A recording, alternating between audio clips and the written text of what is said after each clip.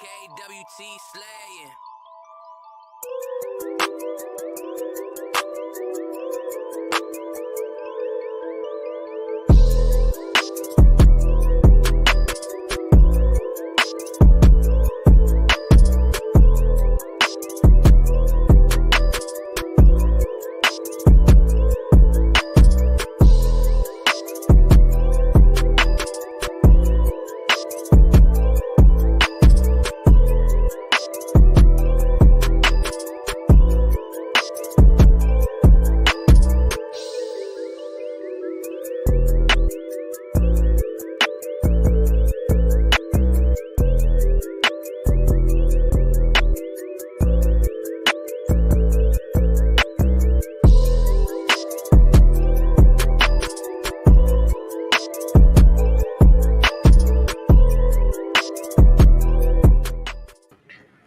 Salama family, Salama, how y'all doing today? Today we're gonna talk with the family about why Americans are having so many dreams about America's destruction. So one thing I want to say before we kick off, family, is you know how I said I wasn't gonna debate no more? I'm sticking with that now, don't get me wrong. But that doesn't mean I'm not going to have conversations. Now, what I need from you all is to pray for your brother Yakoba, because sometimes it's hard for me to stay on the conversation piece and not debate. So I'm gonna try to not debate, but try to have conversations, because I think conversations bring growth. I just have to learn how to, not get flustered when people ignore scripture and twist scripture and stuff like that. So, all right. So, hey, Karis, welcome aboard. Say hi to the family. Shalom, salama, siemi, shalom. Peace and blessings, Israel, whether you're Israelite or of the bloodline or grafted in. I'm glad to be in here. Thank you, Yakoba, for bringing me on. So what I'm gonna do today, I'm gonna share a few videos. I'm not gonna share the whole thing. And the first one I'm gonna share is the one dealing with Pasadena Coverstone. We discussed that before, but that's gonna lead somewhere, right? It's gonna lead somewhere. So so let's do that.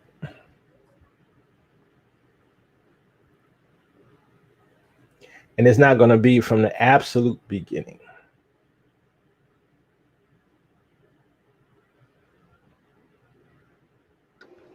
Had a dream, simply had a dream. And I'm sharing them because there are things that God, I believe, is showing me that the country needs to see. So I'm just going to share this, and you can do with it what you want. I'm not asking God to give me any more. I've not prayed God to give me another dream since I had the first one. They keep coming. And so I dreamt I was in the month of October. I saw the month of October as a calendar and was waving like it was being blown by a strong wind, not a fitful wind, not violent, just kind of a fitful wind, And I saw a finger appear, and it pointed to the second week of October, and it dragged the finger through the third week of the month. So it covered second and third week of October. And then it pointed October 31st, and it held the position. It just kind of tapped it and held it. The first thing I saw was a rock. It came flying out of the sky, and it landed in a large pond. And the ripples started off small, but then they became like vicious waves. Like when the wind begins to blow stronger and the ripples start to go further out. I saw federally elected officials, faces I recognize. I saw specific state governors. I saw agency leaders. And I saw just radicals, like the people you'd see in Portland or Seattle or Minneapolis. But they had wicks coming out of their head, almost like a firecracker wick, like a firework wick. And the second week of October is when I saw simultaneously all those wicks coming out of the heads were lit on fire. Federal officials had heads that were the shape of like an old M80. Those folks from the 70s and 80s remember those. The governors had heads shaped like the black cat firecrackers, the 1.5, 2-inch firecrackers. Everybody else had the smaller, like ladyfinger style firecracker fireworks. And these people are talking, and they're starting to get animated. They're yelling, they're screaming. The facial images went from normal and calm to red face, jumping to an absolute out of your mind primal scream. And everybody's head blew up at the same time. These people were still alive, but their heads had blown up. And this resulted in sparks and debris flying all over the area where they were standing, and it started fires around them. And then I saw the protests that were taking place, that were still taking place in October. They went up another notch because the bystanders who were part of the protests and that were there, that were not being very, very violent and not really getting us involved, the protesters basically said, if you're not doing that, you're not one of us. And they began to assault those protesters who were not deemed as violent or as vicious as they should be. And I saw some of those protesters left on the side of the road, almost like they were dead. They'd been beaten because they weren't protesting like the other ones were. They weren't doing all those things that they should have done. If they weren't complicit, they were beat on. I saw the elderly people, and this is what got me. I saw elderly people being attacked. It was an attack on older Americans, the people that hold the Constitution dear, the flag dear, the people that have the common sense values, commitment to faith and biblical principles. I even saw people trying to get into nursing homes and nursing facilities to attack older people. But I saw in the dream. And then I saw a $100 bill, a big $100 bill about the size of a flag. It was hanging like a flag on a pole. It was burning from one corner.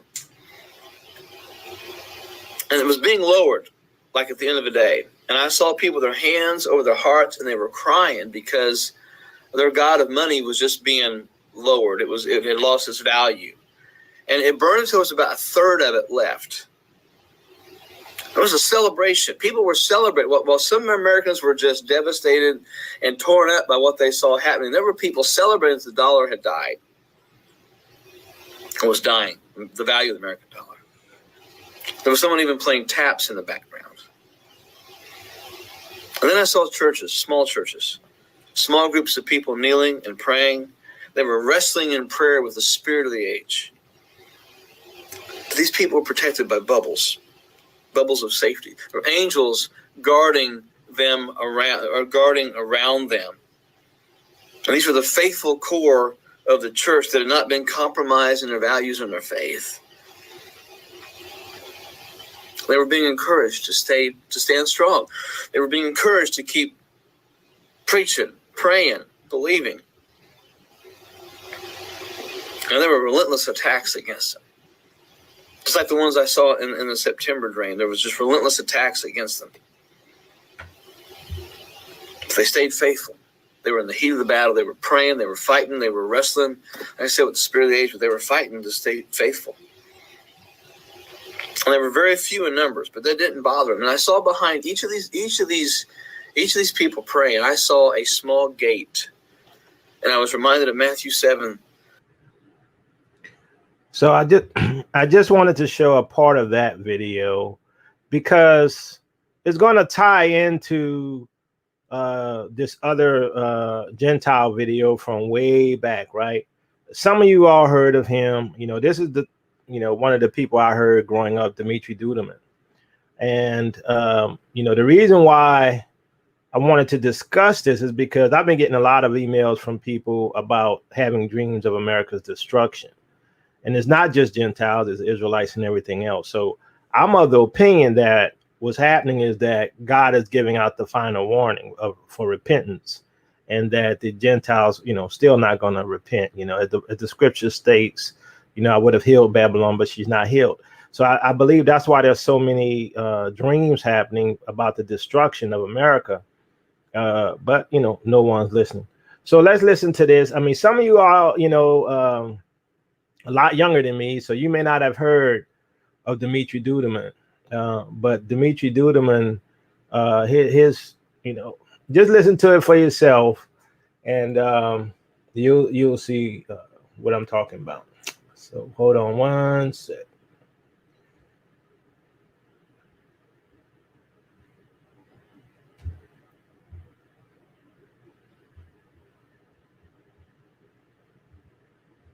So this is mostly audio from the Prophecy Club. I used to watch this back in the day a lot. Some of you old enough may know about it, but the younger crowd, I'm sure you don't.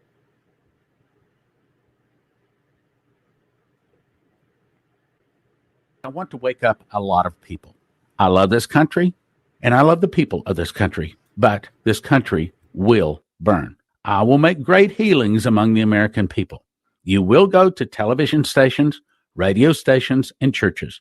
Tell them everything I tell you, and don't try to hide anything, because if you try to hide anything, I will punish you, because America will burn. How will America burn? It's so powerful. He said the Russian spies have discovered where the most powerful nuclear missiles are stored in America. He said it will start with an internal revolution in America, started by the communists. Some of the people will start fighting against the government. The government will be busy with internal problems. Then from the oceans, Russia, Cuba, Nicaragua, Central America, Mexico, and 2 other countries which I cannot remember will attack. The Russians will bombard the nuclear missiles in America, and America will burn. I said, well, what will you do with the church? He said, the church in America has left me. I said, how? Don't you have any people here? He said, people in America honor people. The honor that should be given to God, they give to other people. He said, you see, Americans think high of themselves. They say they serve God, but they don't.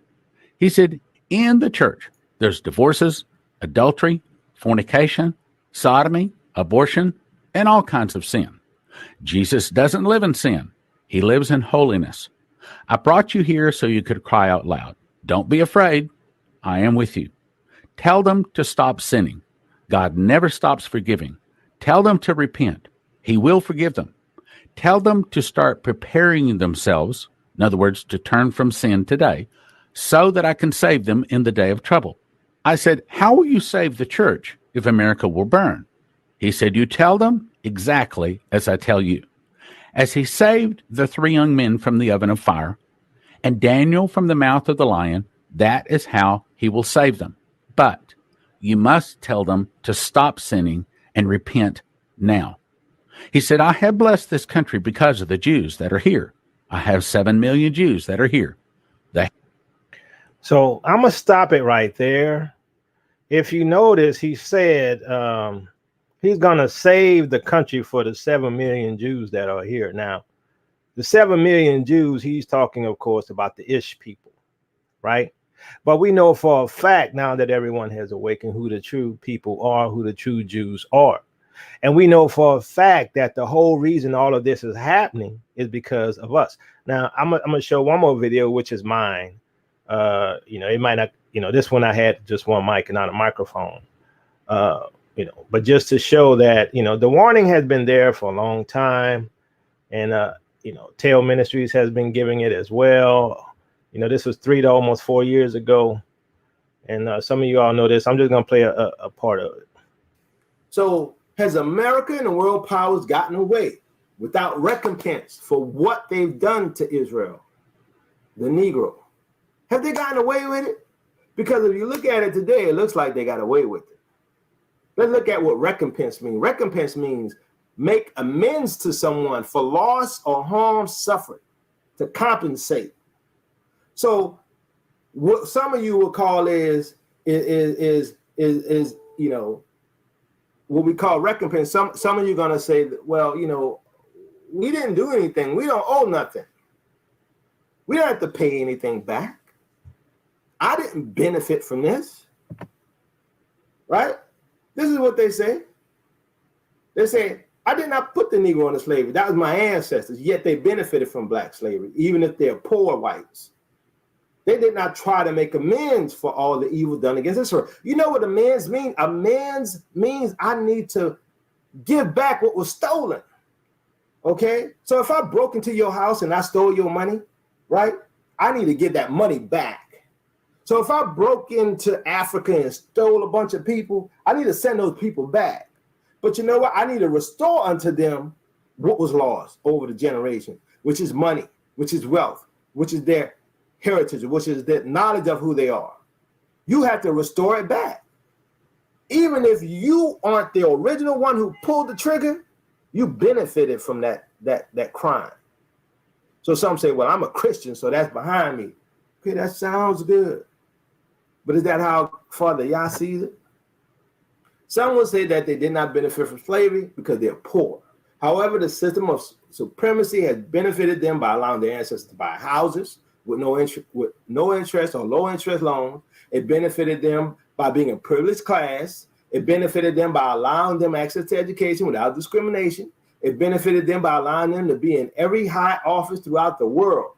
So don't tell me you didn't benefit. Now, just because you may not be sitting in the corporate CEO room, that's probably just your fault, because you have all the opportunities. So, of course, I'm talking about a group of people or a nation of people, because, you know, God deals with nations and usually with individuals on occasions. But most of the time, the Lord deals with nations of people. So you're going to say, well, it wasn't me. No, but it was your people. Okay? And God.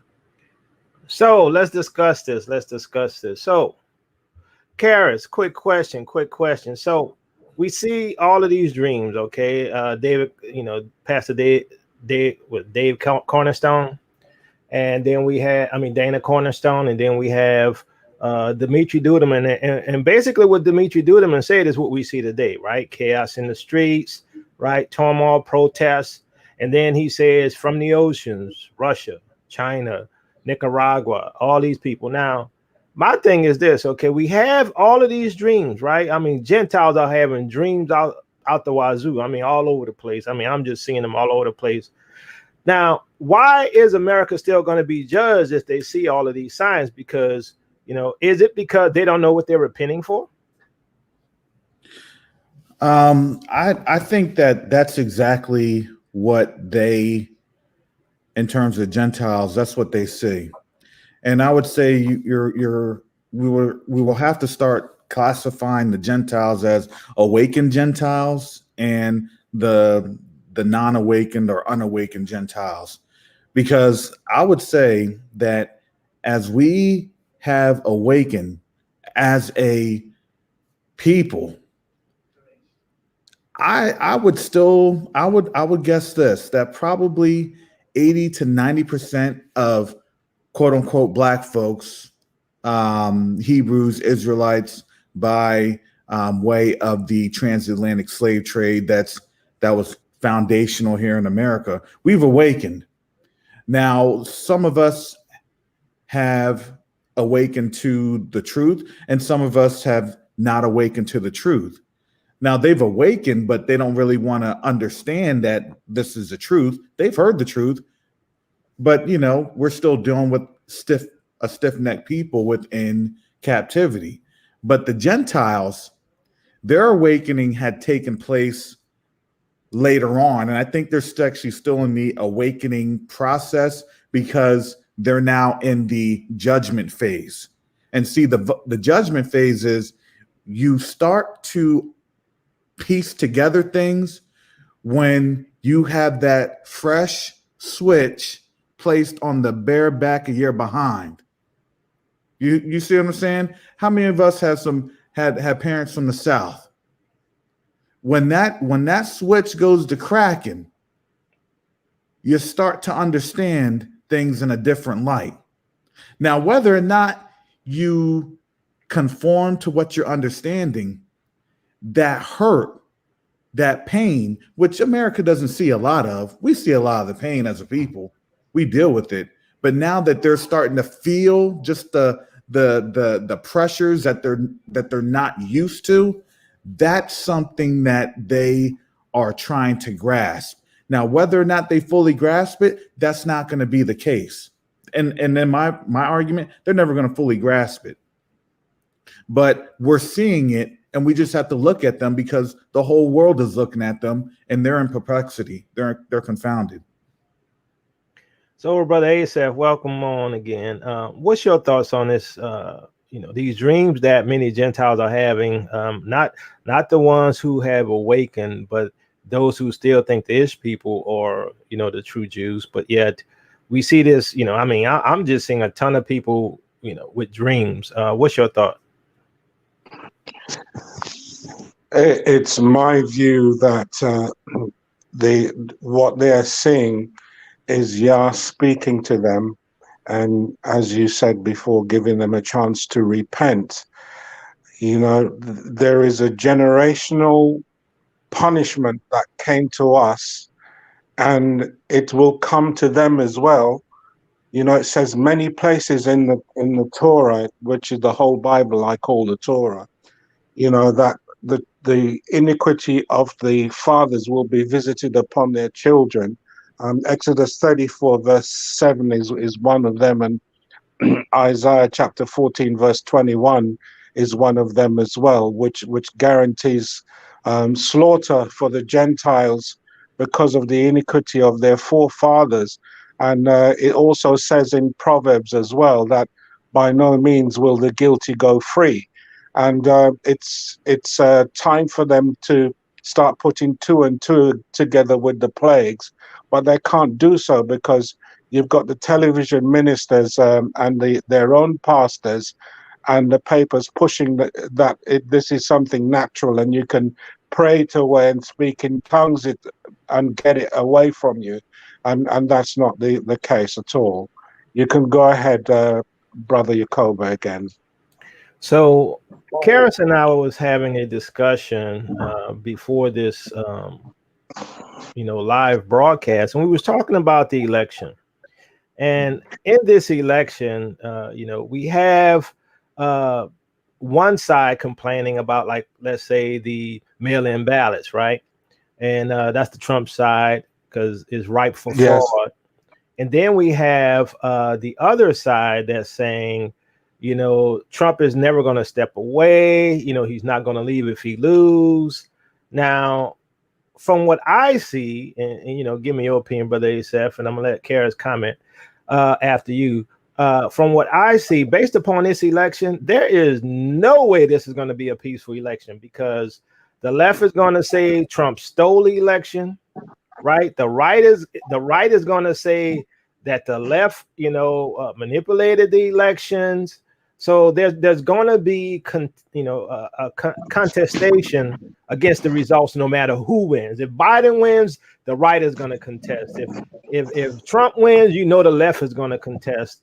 And therefore, we're going to have people rioting in the streets because they're going to say, you know what, Trump, you need to step aside because you lost. Trump going to say, you know what, I didn't lose. Y'all manipulated the numbers. And he could be right? Based upon what we're seeing happening today, do you see America having an election that is going to go peaceful? Because to me, all I see is just America, that little plug in the drain was pulled and the water just keep going down. What's your thoughts? Well, my thoughts is, I don't have a vote because I'm over here in the United Kingdom as a UK citizen, so I don't have a dog in this fight. But however, looking at it from a scriptural standpoint, Matthew 12 and Mark 3:25 makes it clear that a house that's divided against itself cannot stand.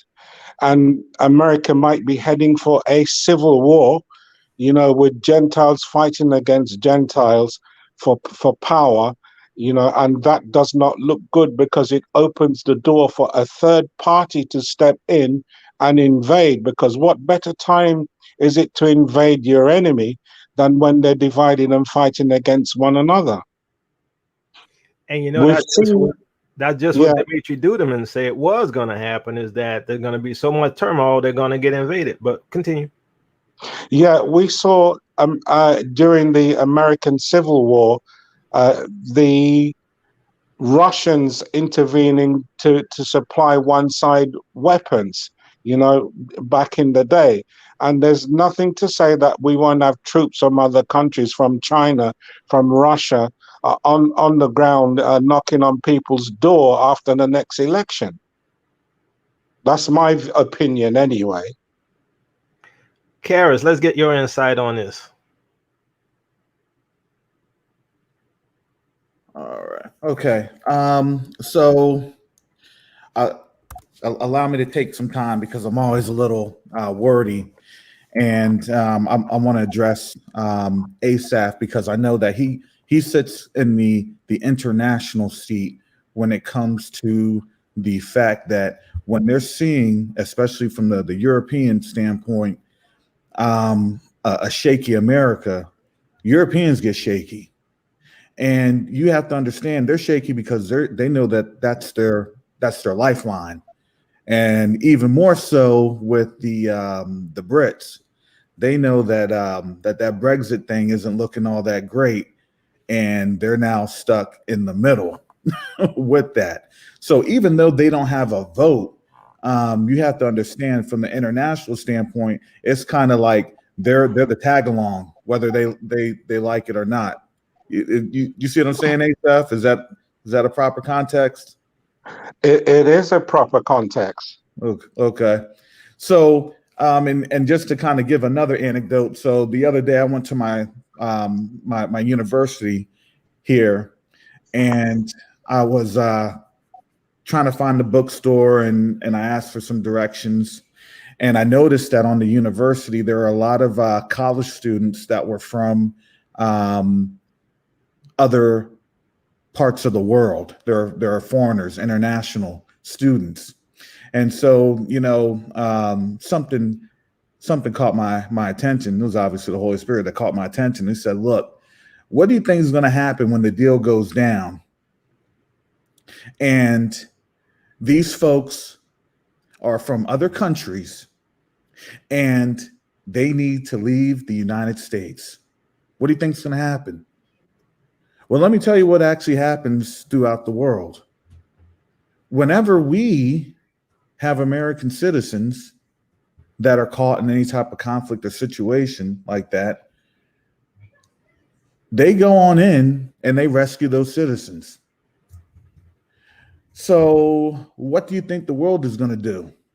They're going to do the same thing. They have to do a little bit more concerted because the vehicle of their rescue operations is usually the United States. But when that vehicle is taken away because it's the United States, they're going to go to the next more capable partner.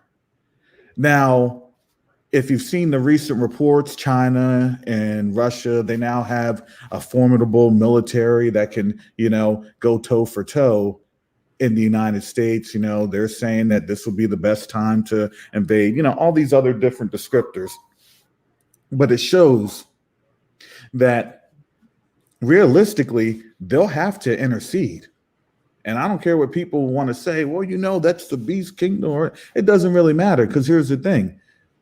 They knew what they signed up for coming into the United States, but they didn't think that they were going to be actually involved in this when the deal went down this quick.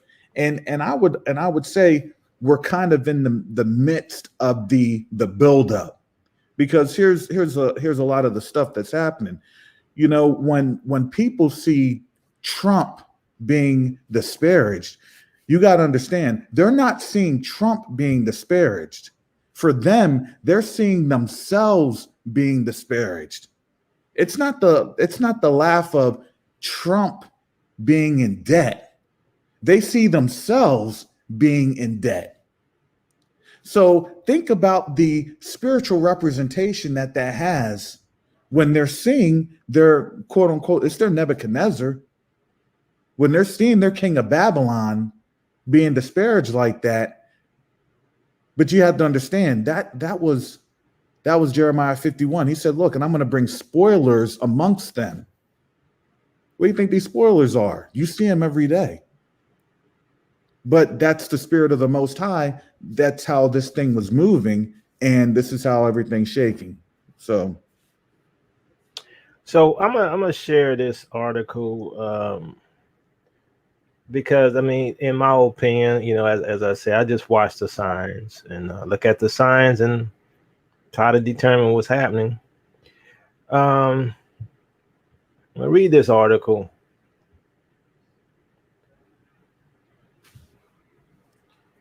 It says, I feel sorry for Americans. A baffled world watches the United States. From Myanmar to Canada, people are asking, how did a superpower allow itself to be failed by a virus? And why won't the president commit to a peaceful transition of power? Now, it's interesting that he used that word failed, but we'll get into that later. So here it says, Myanmar is a poor country struggling with open ethnic warfare and a coronavirus outbreak that could overload its broken hospitals. That hasn't stopped its politicians from commiserating with a country they think has lost its way. I feel sorry for Americans, said Mayant Oo, a member of parliament in Myanmar. But we can't help the U.S. because we are a very small country. The same sentiment prevails in Canada, one of the most developed countries. 2 out of 3 Canadians live within about 60 miles of the United States border.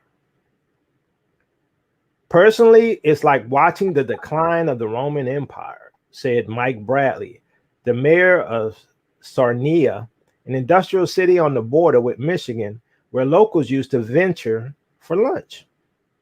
Amid the pandemic and in the run-up to the presidential election, much of the world is watching the United States with a mix of shock, chagrin, and most of all, bafflement. So chagrin means they're laughing. How did a superpower allow itself to be failed by a virus? And after nearly 4 years during which President Trump has raised authoritarian leaders and obscenely dismissed some other countries as insignificant and crime-ridden, is the United States in danger of exhibiting some of the same traits he has disparaged? The USA is a first world country, but it is acting like a third world country, said Ong Thu Nguyen, a political analyst in Myanmar. Adding to the sense of bewilderment, Trump has refused to embrace an indispensable principle of democracy, dodging questions about whether he will commit a peaceful transition of power after the November election should he lose. His demurral, combined with his frequent attacks on the balloting process, earned a rebuke from Republicans, including Senator Mitch Romney of Utah. Fundamental to democracy is the peaceful transition of power, Romney wrote on Twitter. Without that, there is Belarus. In Belarus, where tens of thousands of people have faced down police after the widely disputed re-election last month of President Alexander Lukashenko, Trump's remarks sounded familiar. It reminds me of Belarus when a person cannot admit defeat and looks for any means to prove that he couldn't lose, said Kirill Kalabasku, or Kyle, a 29-year-old opposition activist and actor. This will be a warning sign for any democracy. Some others in Europe are confident that U.S. institutions are strong enough to withstand assault. I have no doubt in the ability of the constitutional structures of the United States with their system of checks and balances to function, said Johann Waterfall of Germany, a senior lawmaker from Chancellor Angela Merkel's conservatives. Still, that the president of the United States, the very country that shepherded the birth of Germany's own peaceful democracy after the defeat of the Third Reich, was wavering on the sanctity of the electoral process, has been met with disbelief and dismay. The diminution of the United States global image began before the pandemic, as Trump administration officials snubbed international accords and embraced an America First policy. Now, though, its reputation seems to be in free fall. A Pew Research Center poll of 13 countries found that over the past year, nations including Canada, Japan, Australia, and Germany have been viewing the United States in its most negative light in years. In every country surveyed, the vast majority of respondents thought the United States was doing a bad job with the pandemic. Such global disapproval historically has applied to countries with less open political systems and strongmen in charge. But people from just the kind of developing countries that Trump has mocked say the signs coming from the United States are ominous. A disease unchecked, mass protests over racial and social inequality, and a president who seemed unwilling to pledge support to the tenets of electoral democracy. Mexico, perhaps more than any other country, has been a target of Trump's ire, with the president using it as a campaign punching bag and vowing to make Mexicans pay for a border wall. Now they're fleeing a new emotion. Now they are feeling a new emotion that has overtaken their anger and bewilderment at Trumpian insults, sympathy. We used to look to the United States for democracy, governance, inspiration, said Eduardo Borquez, director of Transparency International Mexico. Sadly, this is not the case anymore. Being great is simply not enough, he added. In Indonesia, the most populous Muslim majority democracy, there is a sense that the United States has left the world adrift, even if its application overseas of democratic ideals was imperfect. For decades, Washington supported some of Asia's most ruthless dictators because they were considered vital to halting communism in the region. The world sees the dismantling of social cohesion within American society and the mess in managing COVID, said Yeni Wahid, an Indonesian politician and activist.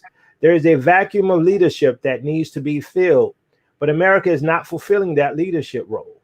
Wahid, whose father was president of Indonesia after the country emerged from decades of strongman rule, said she worried that Trump's dismissive attitude towards democratic principles could legitimize authoritarians.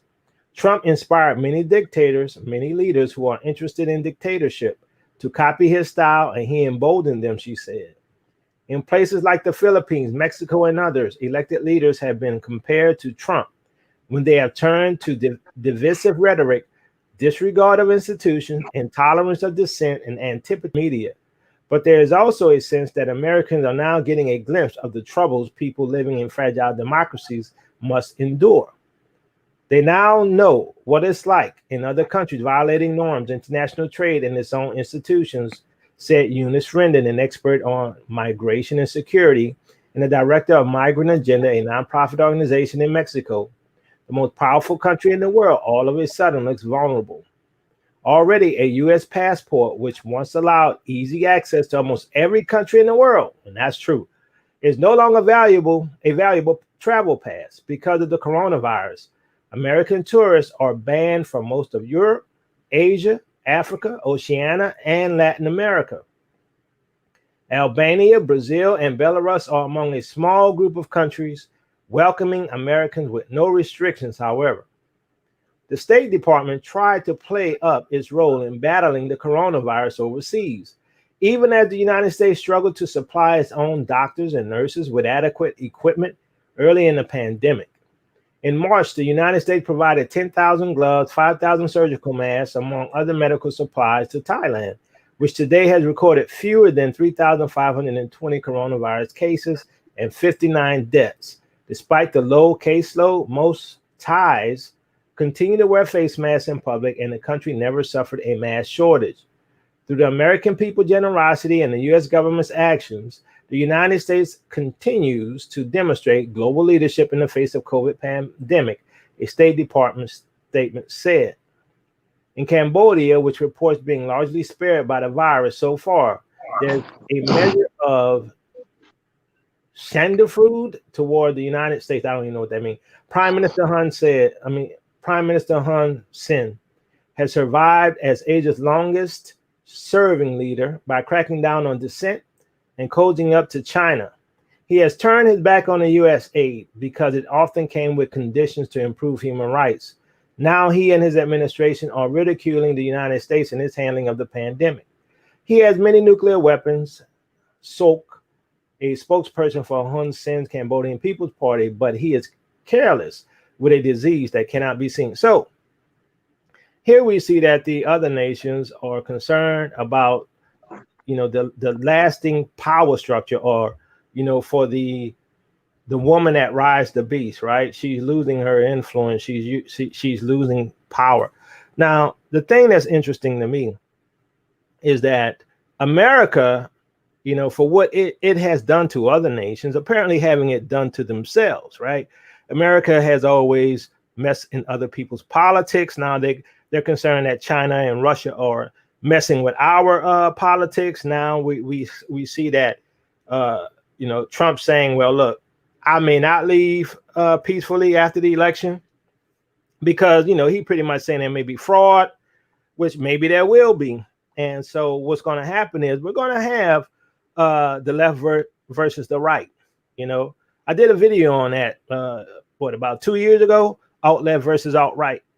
And so now we're starting to see this, right? We're starting to see America on its decline. Now, some people think we're going to go back to normal. Some people think all of this is going to work out. Some kind of way we're going to get through this, mass protests. We're going to get through this virus. Now, phase 2 of the virus hasn't even hit yet, right? Some people think we're going to make it through this. And so my question is, how do you make it through this and be back to where you were? I mean, literally, America is so weakened right now, right? Because what's coming in the fall is going to be worse than what we had to deal with. I mean, because there's going to be food shortages, right? Now, think of this. If your electricity goes out, right? Your water goes out, but yet it's freezing outside. What are you going to do, right? What's going to happen when all that happens while there's an election, while people complaining about fraud in the elections, which means there's going to be more protests in the streets, right? Which means that America is going to have to deal with internal strife, like Dmitry Dudaman said, protests, right? And then, like he said, from the seas, Russia, from the seas, China, Nicaragua, all of these countries coming to invade the United States. I mean, it's easy to see, right? It's easy to see. Tetramom, thank you for the gift. So we need to understand that, you know, what we're seeing, and I can't see it any other way. And guys, tell me if I'm seeing it wrong. America is really just going down the drain. I mean, it's losing its status throughout the world. Its passports aren't accepted everywhere anymore. They wanted to make America great, but America has fallen, right? They wanted to make America great, but now America is becoming more like a third world in terms of its politics and its handling of its, its election campaigns, right? Which is also, you got to understand too, the devaluation of the dollar, right? They've been printing money. Trillions and trillions of dollars. Interest rates almost down to zero, right? So America is about to, at minimum, become a third world country. Now, it may also become a dictatorial country as well, with fighting inside. Now, here's the thing, and I'm going to ask you guys this. Is all of this by design? And we know the Most High, he's behind all of that. We know from the scriptures he's going to let Babylon fall. But is this the design of the elite? Is this the design of the New World Order? And the reason why I ask, because what we're seeing here could have been managed better, right? What we're seeing here is chaos that was allowed to continue and fester, right? America has the military strength, had the political and the systems in place to control this chaos, right? To control the killings of our people, to control the protests, to control the destruction of property, you know what I'm saying? So now all of a sudden it's out of control and nobody's really doing anything about it. Why? Because if you're going to go into a new world order, the old world order has to go. The old world order, which is the United States, has to be destroyed, taken down plank by plank. Any comments?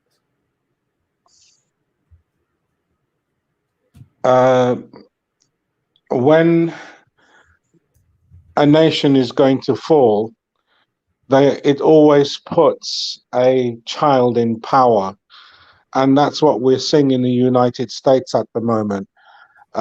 Trump is at a quandary, and he's been exposed as a fraud. I'm not going to mince my words with this one. And people have become disappointed.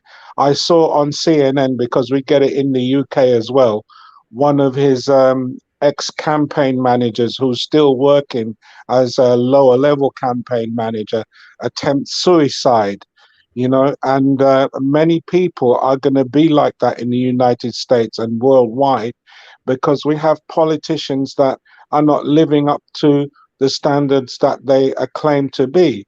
We've got one Cambridge educated, not so clever prime minister over here, and he's in the same pickle that the American president is in. And it's the same symptoms that caused Rome to fall quantitative easing, disease, and military division. I don't know what Brother Karras will have to say on that, given his military background, but my background is kind of similar academically. And, you know, he will have a very, very good breakdown on this. Go ahead, Brother Yakoba. Karis, what's your thought? Okay. I don't think I'll have a good breakdown on this because, you know, how do you really break down Lego pieces that are falling apart, and you're trying to do the Minecraft 500 piece Legos, but you got, you know, King Joffrey from Game of Thrones throwing it. You know, that's really what Trump reminds me of. And I'm like, dang, did they do predictive programming for Trump to get in office through King Joffrey?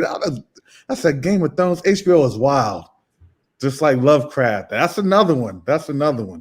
But in terms of where we're at, so you have to understand America did its final campaign with the quote unquote global war on terrorism. And I always say the final campaign because technically we've never gotten out of that campaign. We're literally still in there. I think the most recent count, we're $40 trillion in the hole. That's just through all the defense accounting loopholes and things of that nature. On top of that, I think it was on the Advise channel and some other folks, Willie D had spoken on this, but the Citigroup had come on out and said that racism had cost the United States $16 trillion. And so, you know, here's the problem with this racism. America was made, and now America's falling. That's where we're sitting at, and the quote unquote whatever credit line that is, the credit line was actually, if you think about how psychology works, your money is only as good as what people perceive it as. That's the definition of a fiat currency. And see, now the fiat is kind of gone away, and now we're now in a geo sidekick currency. We're not even at fiat anymore. Geo sidekick. And so when we're understanding these parallels, we're not getting that there are things that really aren't going to make it back. Remember, if you looked at the platinum card plan, boy, oh boy, I don't know if Candace Owens was on that one or not, but getting jobs, getting all these symbolic things to where it's not, you're not running a company, you're not running a corporation, you're not setting anything up to have something substantial, because you had to understand, when I was doing these videos, Eric Schmidt, the former CEO for Google, he had stated America's innovations have been abysmal. This came out of his words. This came out of his mouth. And so the problem is, why is America's innovations abysmal? Well, when you spent the past 30, 40 years locking Black people on up, Black men, women, and children, you're not going to have the innovations that they used to have to be able to do what? To profit off of us. On top of that, you now have a president that has a clear disdain or complex against military, and really, in all intents and purposes, most Black folks that are in this channel. I want to do a quick poll and survey. How many folks have an immediate family member that is serving or has served or had a mom or a dad that has served? If you can hit one. If you can hit one for me, I just want to do a poll, because this really demonstrates the point of when you lose military, the military apparatus, and that's us. Look at all the ones, because that's mainly Black folks. We've been canvassed since when? 1940s, right after peonage. Hey, y'all don't want to dig ditches anymore? Y'all don't want to be fighting over the cornbread? Get on out here. You know, let's help build this nation up. And we're understanding that when you have a president that doesn't really value the military, it's not that he's not valuing the military, he's not valuing the black people that's in the military. Listen, these are the dog whistles that we understand. And now we're putting it all together. So when we're putting everything all together, just as Minister Yacoba says, you're seeing the picture puzzle. And the picture puzzle runs deep. But we're understanding the disdain that they have for us, and with the man in power that he has for us, that runs deep, and it's just showing. You think that they care? They don't care about these military campaigns. They don't care about anything else.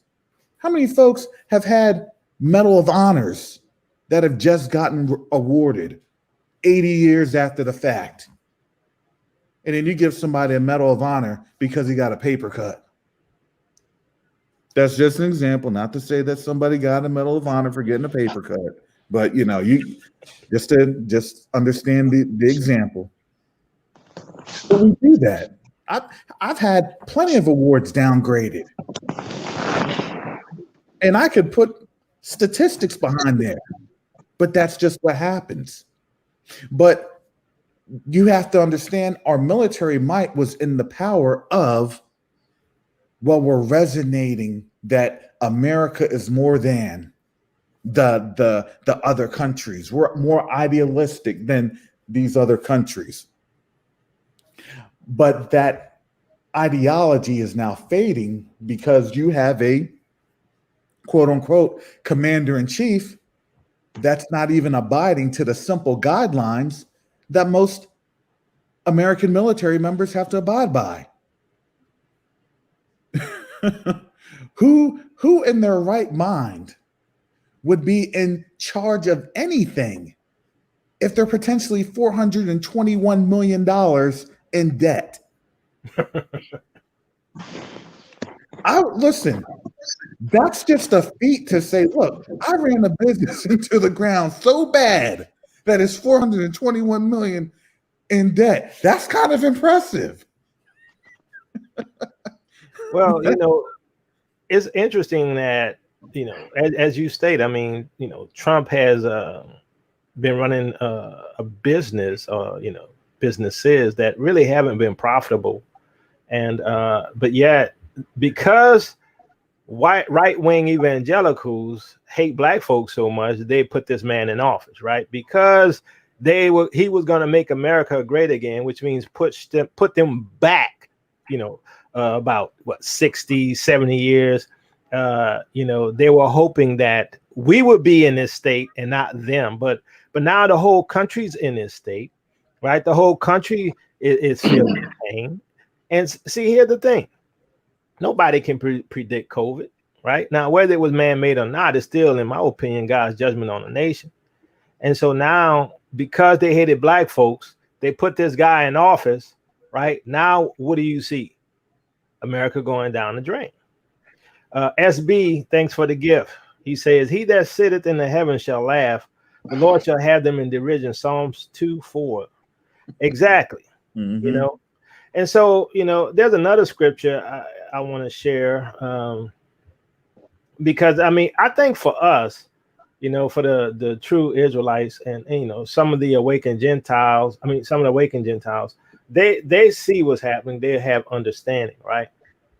And to me, this scripture always speaks to me about America, and this is verses 1-8.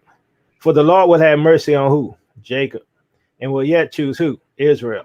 And set them where? In their own land. See, this is what's coming, family. This is what's coming, Gentiles. This is why all of this is happening, because we're leaving.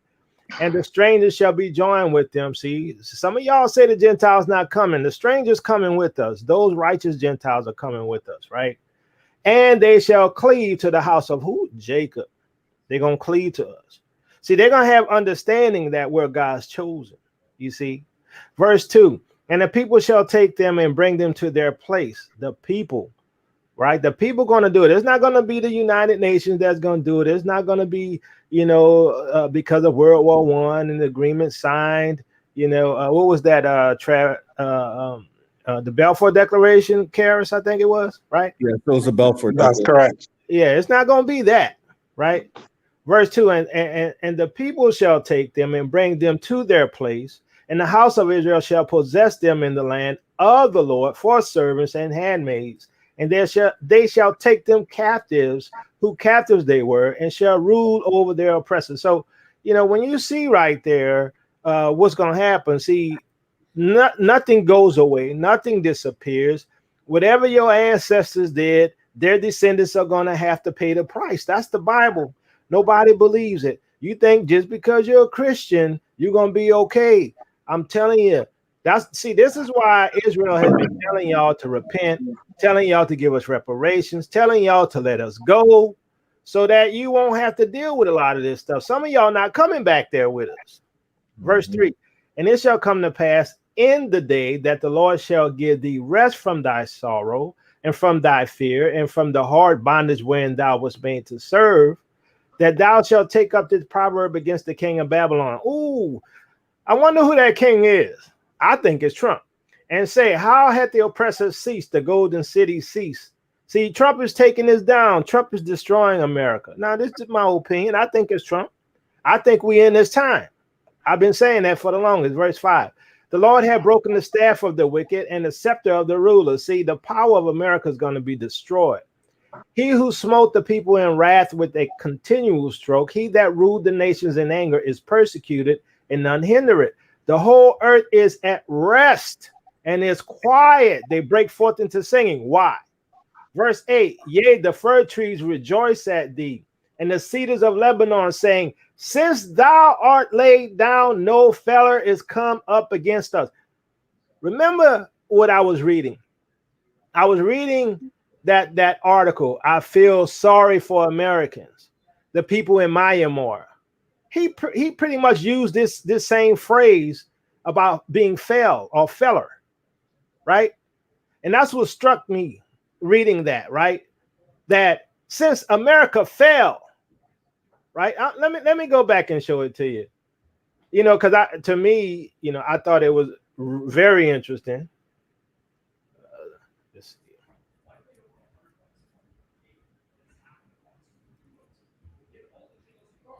Just in case it was overlooked.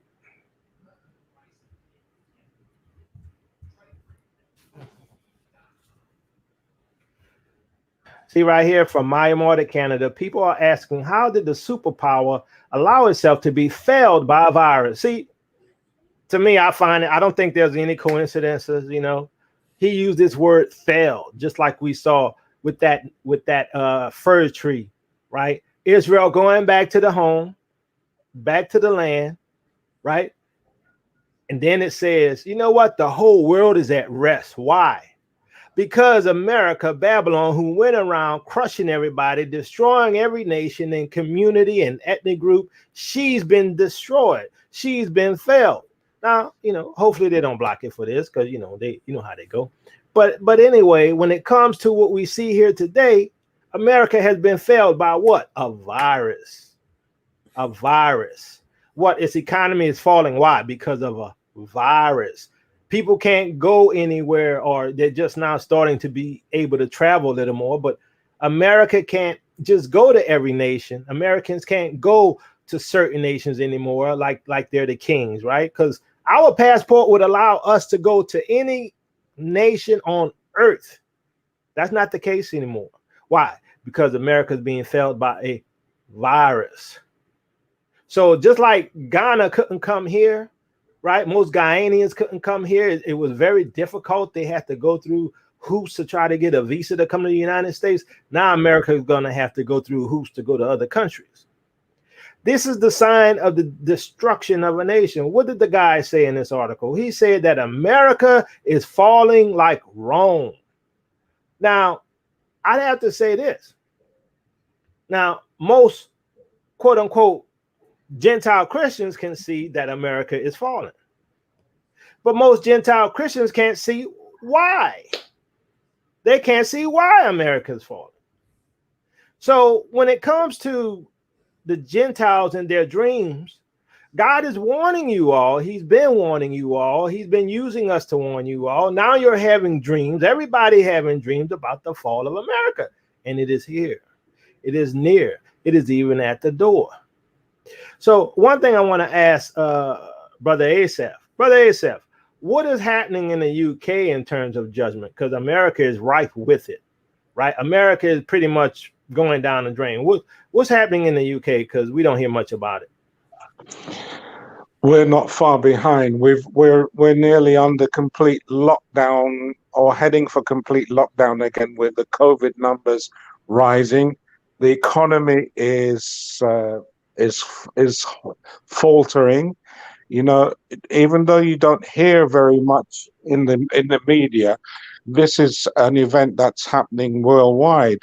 And I'll digress a bit because someone asked me what do I think about what's going to happen to us in the UK.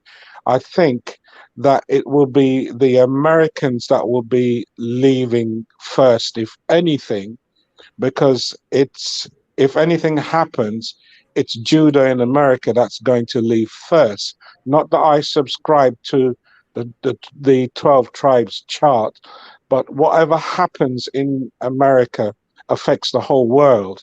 And the government in America, I think, will capitulate first and let my family over there go first. This is my belief. So based upon what you see on the economic side, and what about the political side? Is there protests in the streets in the UK and we're just not hearing about it? Or what's really happening on the political? Yeah, there has been protest against the COVID virus in central London. People rebelling against wearing masks and so on. And it's become difficult to persuade people to keep the masks on, because traveling on public transport here, a lot of people ignore the advice to wear masks, especially our ish cousins. You know, I live in an area in London where we have a lot of ish people, and as soon as they get onto the bus, many of them are just not wearing masks, and the virus amongst them is the highest in this area. It's the highest in London, actually, at the moment, which is another sign. Go ahead, Brother Yakoba. So, Karis, you have any thoughts on the international impact on, other countries like the UK? Yeah, so I've traveled to the UK. I haven't really got a chance to spend as much time as I wanted to, especially in UK and Europe. But what I was able to see, especially when I worked with my international counterparts, it's a very big impact that they're going through when they're not able to see the stability of America. And so even though we had all the Brexit and everything else, all these things going on with the Europeans' economic stability, their stability really didn't hinge that much on America per se. It's just that the dollar and that the commutation of the dollar, that's where they are. That's where they're very concerned. And so I don't think a lot of people understood that it was about 2 years ago. Iran was actually saying, hey, look, y'all need to start understanding what's going to happen. This was Iran. And I don't know if a lot of people actually understand this about Iran. So let me give you some figures, and you all can Google this. Iran has per capita the highest PhD doctorate level holders within the Middle East. Per capita, they're smart. And, a couple of years ago, Ahmadinejad had said, it was Nasser, I think it was like the second president of Egypt after the overthrow. He said, we're never going to accept Israel because Israel left black and came back white. And Ahmadinejad had stated the same thing. But you have to understand, that's their whole sentiment. There was I don't know if people even understood this. There's an Al Jazeera report. There was actually a reporter who was a black reporter from New York. She converted to Islam and she now lives in Tehran. She was reporting for their little whatever FARS or whatever Tasman agency that they have on out there, but they held her on up last year. And, during that time, it was kind of a big deal, but they understand who we are as a people. It's just obviously they're never going to have their voices heard in the mainstream media of any of that. And there are other different stories and things of that nature that has shown the interactions and how they interact with America based off of what they perceive with us in terms of black people. So, they're very, very standoffish when it comes to, okay, there's a black person in the area. All right, we'll have to reassess because they know. And they don't want to be on that receiving end. They've already said it. This is why their whole policy was, we're just going to wait this thing on out. They've said it. I don't need to reference, anything crazy because they've already said it. We're not going to do anything. What did the foreign minister, Zarif, he already said, we're not going to do anything. And he said that. And now, all of a sudden, here's America in its current disposition, and it is looking very unstable. So now all these other countries are trying to reassess, where do we need to start polarizing to? Who's the most stable? And that becomes a very telling issue when it comes to how our economy goes. Because if people don't really understand this about the American economy, the dollar is what is that's the fixed reserve of the world. And if you can't do anything with the dollar, our economy sinks. March showed you when our economy flatlined, they did what? They created stimulus out of thin air. What are they trying to do again? Create stimulus out of thin air. What are we telling them? If y'all create stimulus out of thin air, then you better create that $500 trillion for reparations out of thin air. Trump is on the right path with the 500 part. He just needs to replace that B with a T. Yeah. You see what I'm saying? Yep. And we're saying that too, and we're being loud about it, and we're being vocal about it. It don't matter if you're a Kemetic, it don't matter if you're a Moor, it don't matter if you're whatever disposition, whatever flavor you want. Because the thing is that, see, the righteous man does what? He asks for his wages. We're asking for the wages because we're doing the same thing that the other folks had said. We're standing in our ancestors' shoes. Well, how do you get a chance to say you're standing in your ancestors' shoes and you get $19 million a day and we can't have the same claim? No, there has to be fairness and equity. And now we're telling you there's going to be fairness and equity. And guess what? They don't like that. Oh, these folks are actually complaining and they're actually asking about money, and they're actually doing studies of how much $6.2 quadrillion really means in the worldwide spectrum. That means per capita, we would be the richest people in the world. I don't think people really understood that. Per capita, if they were to pay us everything that was owed and then some, not just for the work, but also for the lives lost, we would, by default, if we just up and out of here 40 million people, that's actually a good sized country. By default, we would be one of the richest countries in the world. But what that did show is, oh man, these black folks are actually listening, because these little, hit or miss reports here and there, we just kind of throw those keywords on out there and hope that black folks don't listen. Let's hope that not a lot of them are scholarly. Let's hope that these folks are playing their video games, are looking at the Chris Brown videos. The funny thing is that they think we're still in the state we were 20, 30 years ago. And like, we're advanced. We know the tricks. We know when they say, things like minorities and what they mean. I don't really include us, right? We don't fall for the okey doke, unless you say black people, unless you say Negro, we're not going to buy it. Right. So it's like, we're more sophisticated. They need to stop trying these little games that our parents fell for, because they didn't have the information we had. They need to just give us what we want.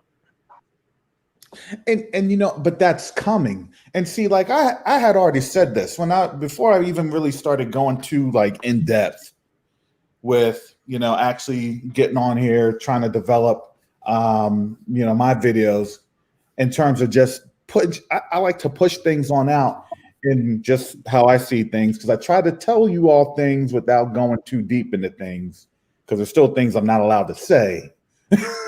But what I try to explain is, listen, the world honestly knows they're in trouble if the U.S. is in trouble. We're in a multi-generational open air prison. Exactly. And see, a lot of people don't understand that. They just think, oh, it's nice. We can get a Lambo. Well, that's great. Every prison, if you've been to a prison, and here's the thing, if you've been in the military, you actually have to learn prison operations. And learning prison operations, you do what? What do you do first in the prison? You have to find out who's the main one the prisoners are listening to. In the informal setting, you can have the formal setting of the, whoever was ranked, or, the officer, and, you kind of separate those folks, but it doesn't really matter, because somebody becomes the person that's respected.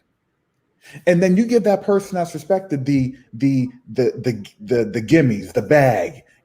I'll give you this, I'll give you that. Because why? I'm going to use your physical prowess. I'm going to use your physical attributes. And I'm going to tell you all, hey, guess what? We shouldn't be going after cops. And, I still don't agree with the police being bad shooters. Having those dispositions that are always flip-flop and that are always meant to get us unhinged on something that we have built the base on. So what we see is, oh man, that person has that Lambo, or that person has his YouTube thing, or that person there. And you're not understanding that's just 1/10 of 1/10 of a tenth. Because in our disposition, we are at the lowliest of the lowly. So when we see anybody that has something substantial, we automatically think, oh, we can get there. But the issue is, that's not the case. They're just giving you and regurgitating Willie Lynch. They did the same thing in slavery. Oh man, he's working in Master's house. Oh yeah, he's got the nice clothes. Look at him. His clothes ain't dirty like our clothes. Oh, that's nice. And what do they say? Because what does Master tell them? Hey, go on out there, tell those Negroes, if they work hard enough, they can have a spot up in this. Yep. They can be in here. And what do they go do? Oh yeah, we're gonna host some more. We're gonna plant some more. Because you know what? One of these days. And that's what we always say. One of these days. So I have another question, and after this, I'm gonna show this one little article, and then we'll start shutting it down. Brother Asaph, what does I'm calling it the silent exodus look like in the UK? Because I mean, I've seen the woman from the Black Sit channel.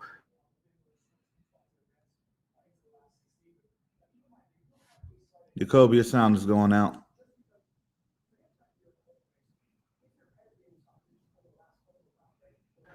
what is silent exodus? This, relocation of our people. It's under the radar, but they're going back.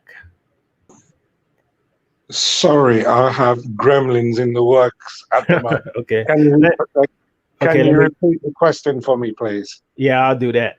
So, there's this event, I call it the silent exodus, right? Which is the Israelites who are going back now before the mass exodus. And you have a woman from the UK, her channel is called The Blacks. She's from the UK. I'm curious on what you see in terms of the silent exodus of people from the UK, because I'm seeing a lot of Americans sneaking over to Africa and nobody's saying anything. But I'm wondering what it's like in the UK, because I don't see a lot of UK people. I see some, but I hear also that a lot of the UK people are not necessarily going on YouTube. So what's your thoughts on that? Well, I'll give you some news on that. Yesterday, we had a congregational meeting with the elders from my community, from my congregation, and we were discussing about exiting back to Ghana in mass. And one of the principal elders is in his 80s, but he's like a teenager. He can run faster than me, I guarantee you that. What we sent a letter to the Ghanaian embassy with a proposal of the congregation relocating back to Ghana and helping anyone who wants to join us. But there are a lot of people leaving and exiting and relocating, as it were, back to Africa. But they're kind of going under the radar, if you understand what I'm saying. Yeah, definitely. That's why I call it the silent exodus. That's right. I had a conversation with my father-in-law and my brother-in-laws over in Ghana. As you know, my wife is Ghanaian. And they were telling me that they think it's full time now for me to come back home, and I should consider coming back now. So it's something that's working both ways. Go ahead again, Brother Yakoba. Yeah, thank you, Sunny Blue Skies, for the gift. Thus says the Lord of hosts, I'm jealous for Zion with great jealousy, and I'm jealous for her with great wrath. Zechariah 8:2. So, Karis, what's your thoughts on the silent exodus? I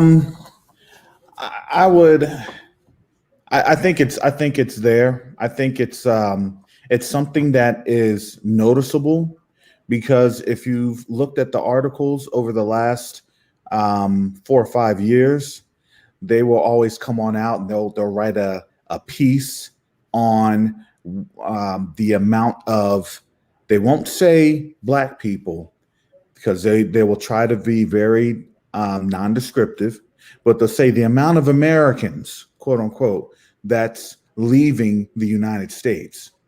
And so those articles, they started off as being very non-descriptive. And then now they've taken on the form of, okay, there are black folks leaving. And not only are black folks leaving, there's a problem with this because of the rate in which they're leaving.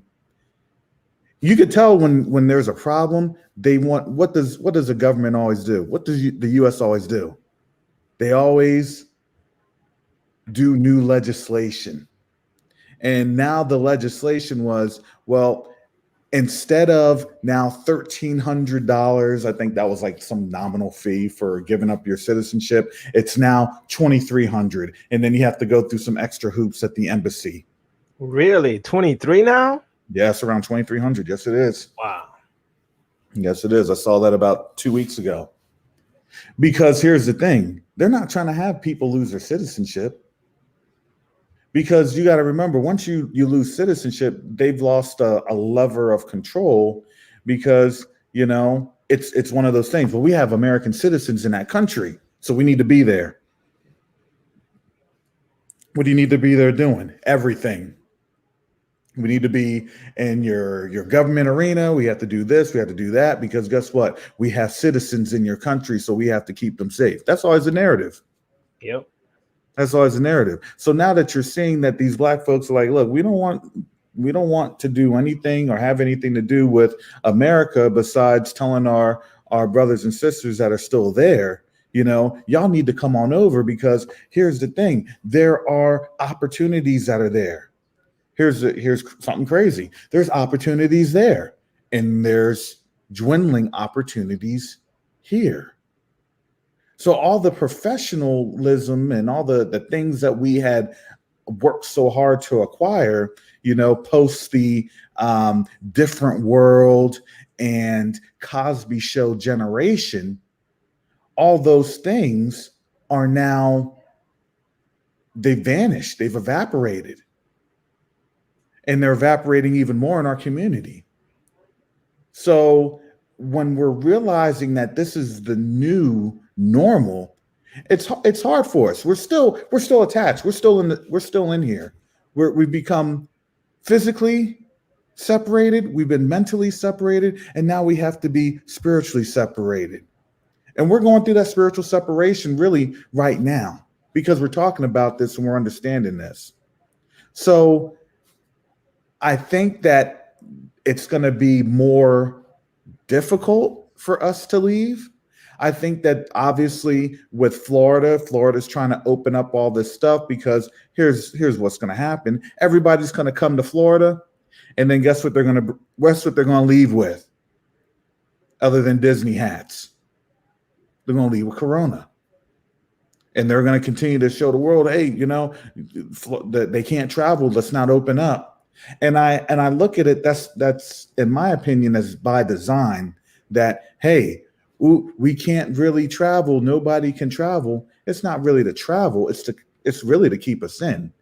Yep. It's really to say, hey, look, you can't go to those countries that you wanted to go to or you're planning to go to, because guess what? Your business plan, all the stuff that you wanted to do, hey, they're not allowing Americans, quote unquote, to get there. So Brother Asaph, what is the unemployment rate like in the UK? Is it as bad as it is in the States? It's I can't unlock this. Okay, we'll get them back. All right. So when he come on, I'll ask him that question again. There's this last article I wanted to share. Okay, we'll get Brother Asaph back. But I've got a gremlin in the works tonight. The unemployment rate is skyrocketing, and there is a furlough scheme, which people are getting a limited amount of money, which the employers are getting, and they add a certain percentage to it. But that is not going to last forever. Companies are using it as an excuse to implement redundancies, and some are using it as cost-cutting measures. But our outlook is no different from the United States, even though the numbers and the percentages are lagging behind. The outlook is not very good at all. And many of us are quite concerned about that at the moment. But it's in Yah's hands. So one thing I'm looking to happen is, in Jeremiah 50, it talks about those who are from other countries going back to their land. I can see that happening now because of COVID and the lack of employment opportunities, and people homes being foreclosed, or they're talking about people being thrown out on the streets. And if you don't have family, you're really in trouble. Right. And people are going to start breaking into your homes and all those things to steal. Therefore, you're going to have increased violence, increased murders. It's going to be crazy. I think, people talk about the Israelites who leaving on the low, but they're going to be some of the first ones on that plane out of here, because, based upon what I'm seeing, was coming, you're not going to want to be here, and it's going to be hard. I mean, there's a reason we're going to be crying for deliverance and asking which way to Zion. So, well, a lot of Eastern Europeans have left already and continue to leave. Oh, really? In the UK? In the UK, yes, a lot of Eastern Europeans have left because they don't see any future here. And secondly, our currency has dropped quite a lot. in relation to the Polish currency and the other Eastern European currencies. So a lot of them have decided that, you know, it's best that they leave now, and you've got to go through hoops to get your permanent residence now because of Brexit. And many people think that, you know, that's it. And also racism is on the increase over here as well. I notice it quite a lot, even in my comings and goings, you know. Esau is getting quite brazen with their behavior, you know. But the thing is that they're afraid that if they could kind of confront us, that they might have some problem, because the people from the Caribbean, as you know, quite have really, really hot tempers, and they will defend themselves. Yeah. Yeah, that must be the Ashanti people there. And the Jamaican ones as well. Yeah. You know, my dad had some interesting stories from the 1950s and 60s, but I won't go into them right now.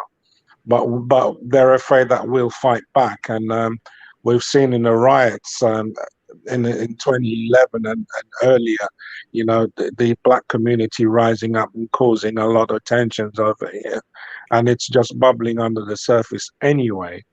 But we're watching what's happening in America, because it's scary at the moment, because America has always been the protectors of Europe and the policemen, you know. If anything happens, it's good old America that steps in. But at the moment, there is not that guarantee. And America is also the last bastion and stronghold of white supremacy. And if that declines, it puts the rest of Europe, you know, into a quandary, and question marks starts hanging over the way how society is structured and the hierarchy of races according to how they've done it themselves. You can go ahead, brother Yakoba.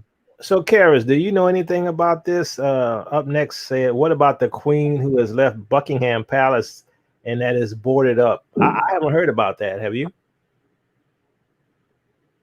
Yes, it is happened. She's the excuse is it's because of COVID, but I don't know how true that is. You know, okay. but So they state that the Queen is no longer in Buckingham. no, she's on the outskirts of London in Buckinghamshire, and there are other plush premises because of COVID. Interesting. I think that's very odd. So just think about this. Back in June, Trump did the bunker fiasco, you know, and honestly, in my opinion, I just think that was just the test run, you know. So if things, and I'm not going to say if, but I honestly believe when things pop off the way it's going to pop off, Trump ain't going to be in D.C. I don't think people realize who's been to DC. I know that there's a couple of people that are here in the chat or listening in that's in DC. DC's predominantly black. It's you're white in DC if you are working for the government. I mean, that's just really how it goes. Other than that, you up in that Anacostia area, you up outside the you know, the whatever they want to call the thing. I had cousins in DC, and you know, they can explain it to you. Okay. But that's it. It's very black. That's why, you know, they did that little show of force or demonstration, you know, back in June 8th, and that was really a tall tale sign, because I believe that what's going to happen, because they're really outnumbered on out there. And I believe the same is probably said in London, you know, depending on where and how those folks on London go. They're rowdy too. I'm sorry, Londoners are rowdy. English folks are rowdy. They're just rowdier than Americans, just in general. Sorry, but I've been around the trouble. They are rowdy. I'll put my hand up to that. Yeah. Yeah. And I mean, they're rowdy to a point, man. They're rowdy to a point that they don't even understand. Like, they'll start swinging and they don't think that they're fighting. They just think that they're still having a good time, you know? And honestly, and I had that confrontation last year. Really? Last year. And it's kind of like, you know, but we're like trying to play like a little like sport or whatever. And, you know, because like, and when they play soccer, you know, their soccer, they can really like grab people in the face when they're playing soccer. And they just think that that's sporting, you know. You grab a black person in the face, you know, you might as well just square up. Yeah. You might as well just square up. Like, yo, you're gonna get punched right back in the face. And that's exactly what happened. It said, "Oh, it's okay. It's okay. It's just how we play." Like, I don't play like that. So I'm gonna share this article, and we're gonna start shutting it down. This the last one. Basically about, you know, just more chaos in the world, and warfare intensifies between Armenia, Azerbaijan, other nations jumping in. Oh yeah. Overnight, warfare between Armenia and Azerbaijan intensified beyond belief. Both sides have brought heavy armor, multiple launch rocket systems, aircraft, and thousands of additional troops into the fight. Worse, outside nations, Israel, Turkey, Russia, and Iran are sending convoys of military gear to both sides, indicating the fight is broadening very fast. Israel and Turkey are supplying the aggressor, Azerbaijan, while Russia and Iran are supplying the victim, Armenia. According to the information from the Armenian side, the Azerbaijani general, Mais Bakudarov, was captured. Video from the capital of Armenia showed MiG-29 fighter jets flying low and fast toward battle lines. Let's look at that right quick.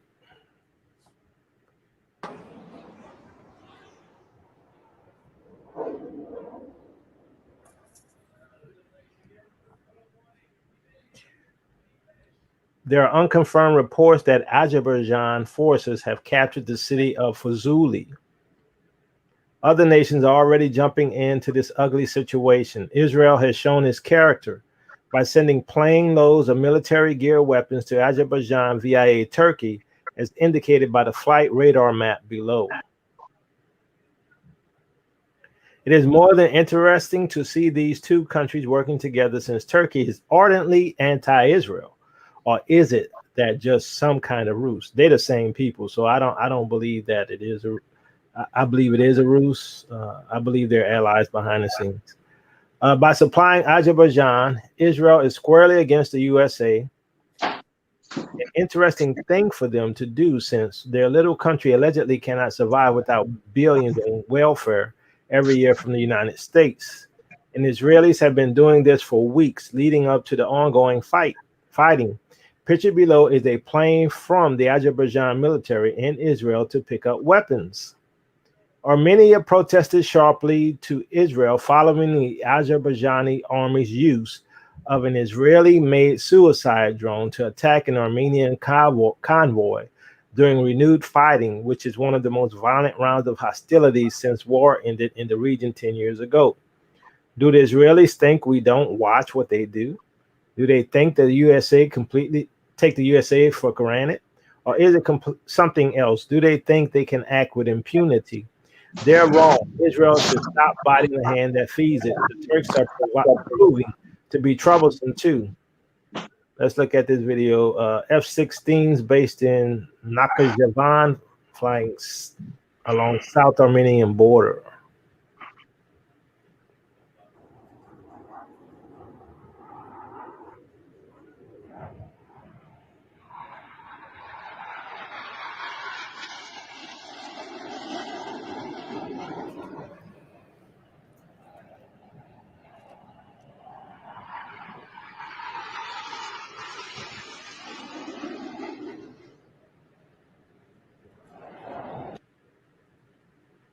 Officials in Armenia have directly stated that Turkish F-16s are actually involved in the fighting They claim Turkish airstrikes hit the disputed territory yesterday, but this is not yet confirmed by outside parties. What can be confirmed is that Turkey is violating Armenian territorial airspace with military drone engaged in recon as evidenced by this radar plot from yesterday. And Turkey has been shuttling military cargo planes into Azerbaijan for weeks. In fact, one recent military cargo plane shipment took place as the renewed fighting began, as proven by this flight radar record. Russia is shipping vast quantities of equipment into Armenia, both from Russia and from inside Iran. Azerbaijan began using multiple launcher rocket systems this morning, but didn't hit anything. Today at around 7:30, horrified by their huge manpower and equipment losses, the adversary used the TOS heavy artillery system at the southeastern direction. The Armenian side doesn't have any losses from the shelling.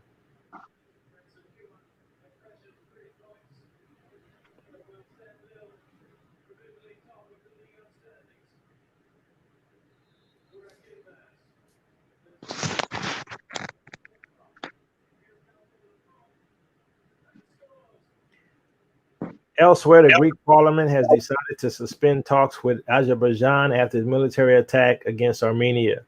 As this conflict grows, the risk to the region and the world grows with it. So I guess with all of this happening, my question is this, and give me your thoughts, Karis. We get Brother Asaph back in.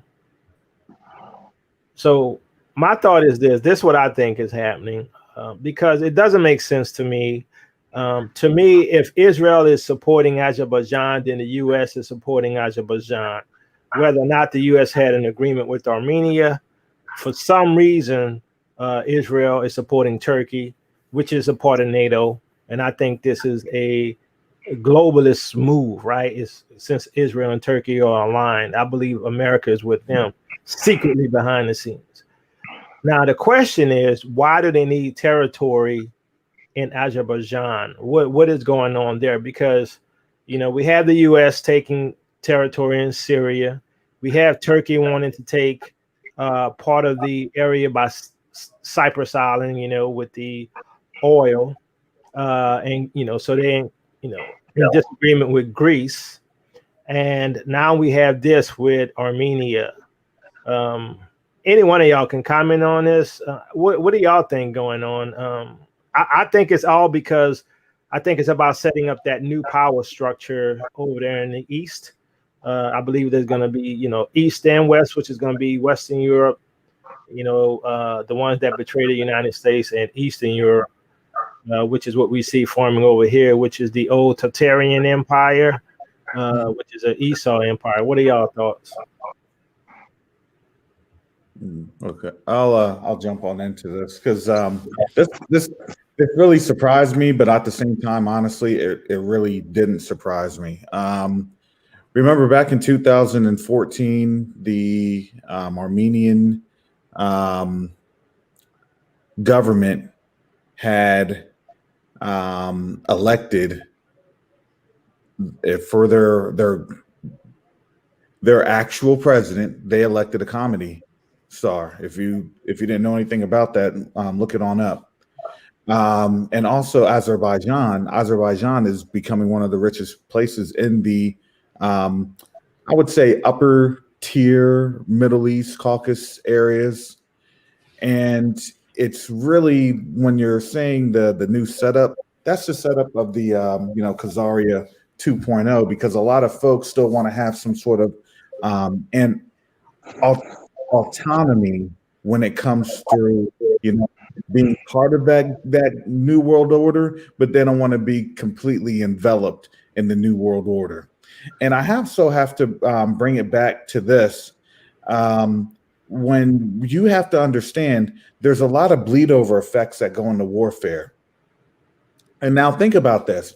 You had Trump that or the whole scandal of, this is why Trump stays out of things, because, he's paid off by the Russians, and this is something that Russia's doing to try to help the Armenians. And at the same time, it's kind of like, well, where does the U.S. fall in this situation? Where do we align ourselves to? Who do we align ourselves to? And will we just align ourselves to Israel just because it's Israel? And that's a big bleed over effect.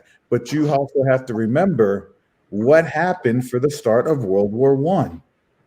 World War One was almost the same thing. It was just a couple of little satellite areas and the Greco-Macedonian Baltic regions.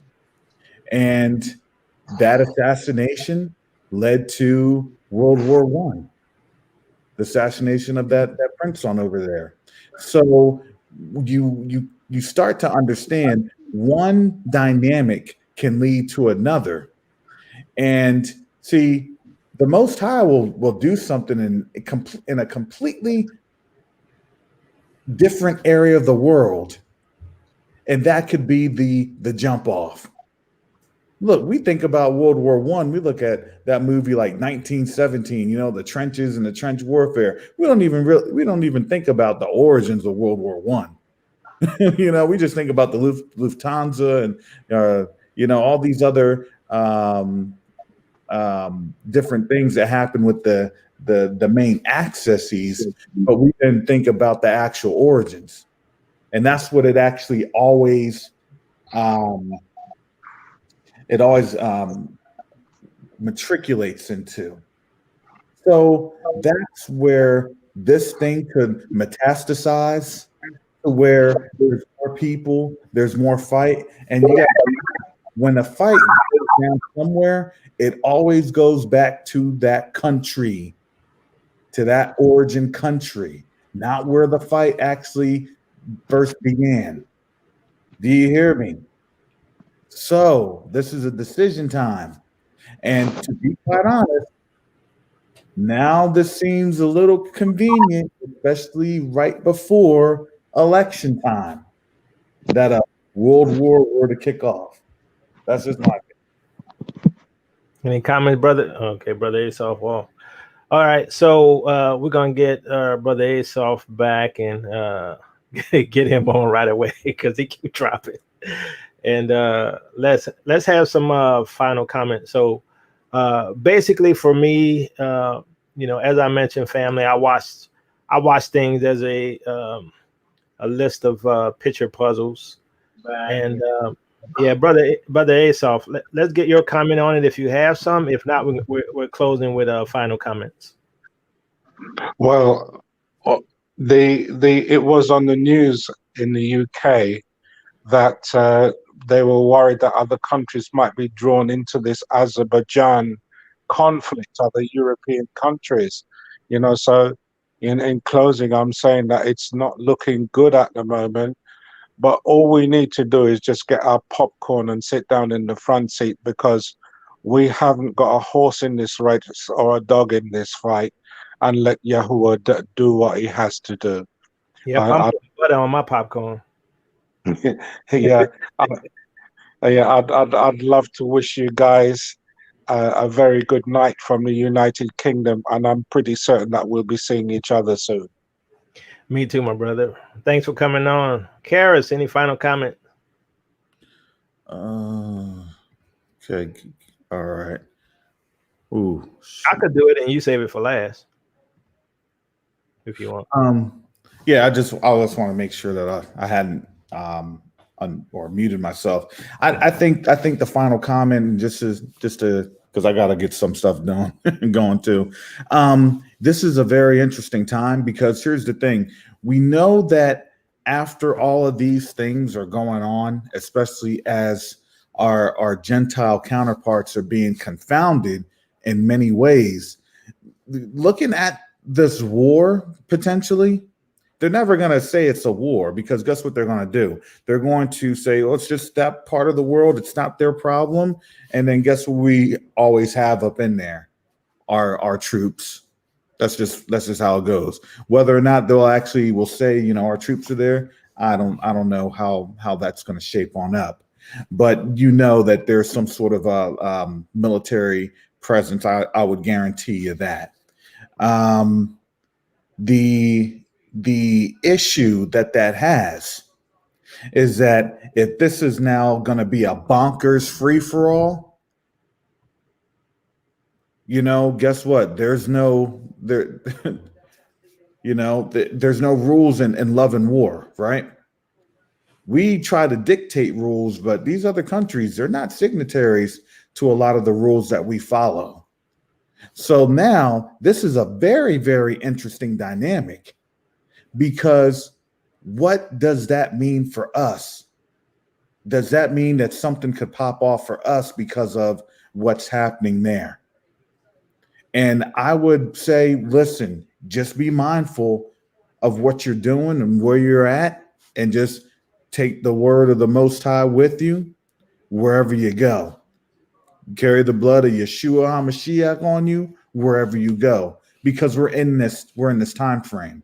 So as people are getting distracted by the taxes and the wealth of Trump, they're not seeing the other things that are actually occurring throughout the world.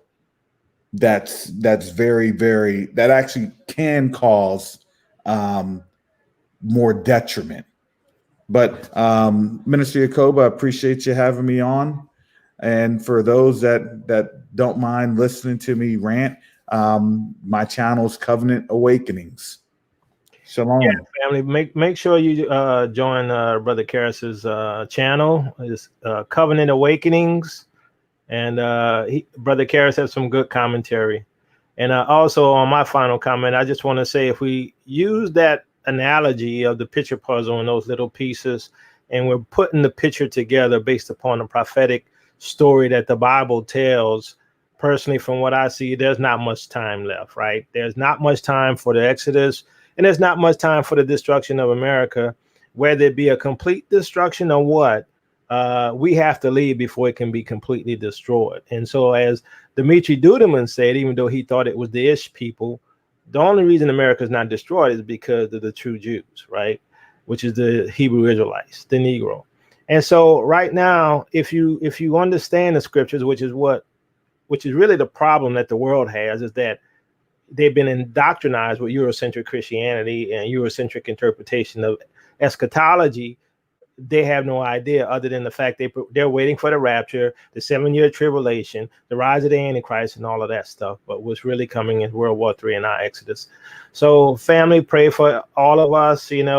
Some of us, look, don't let anybody tear you down. If the Most High is put in your heart to leave and go to Africa, don't let anyone say you're being disobedient, because the Most High does say flee. And I think some people will flee, and I think some people are called to go ahead first and prepare the way for our return, right? That's just my opinion. You don't have to agree. And see, that's one thing I want to say too. Just because I teach something, just because I say something, you don't have to agree. And just because you don't understand something I say, that's fine as well, right? Because what you should do, as I was discussing with somebody, is to stay on what you know. Right, because the way I look at it is this, right? As you know, I go deep into the word, I study the word, and God gives me revelation. And so if that revelation hasn't come to you, stay where you're at. If you have difficulty understanding my position, stay where you're at, right? Stay where God has put you till he gives you more insight and more revelation. That's how you should do it. You don't have to try to convince me of anything, right? Because, sometimes I might see things you just can't see, because I've been studying certain things deeper than you have, or maybe I'm misled, right? Either way it goes, you should stay where you're at until you get deeper revelation. So thanks for coming on, Karis. Thanks for coming on, Brother Asaph. I appreciate y'all coming on. I appreciate, family, for y'all listening. Interesting times. Look at what's happening on the silent Exodus as possibly being a fulfillment of that Exodus, leading to the culmination of the mass Exodus. That's what I'm seeing. Don't mean I'm right. So look up and lift up your head, Israel, for your redemption draweth nigh.